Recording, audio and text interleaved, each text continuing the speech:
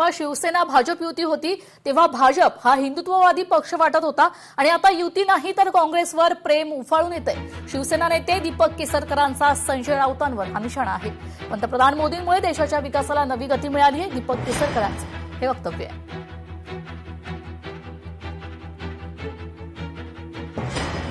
कालपर्यंत ज्यावेळेला भाजप आणि शिवसेनेची युती होती तोपर्यंत एक हिंदुत्ववादी पक्ष म्हणून त्यांना त्याचा अभिमान होता।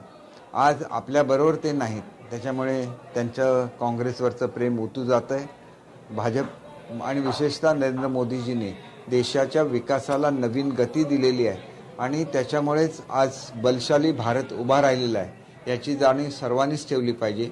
शेवटी कुठल्याही पंतप्रधानांच्या मागे त्यांचा पक्षसुद्धा सक्षमपणे उभा राहायला लागतो, त्याप्रमाणे भाजप उभा आहे याचा आम्हाला सार्थ अभिमान आहे। लोकशाही मराठी ऐका, पहा, जागरूक रहा।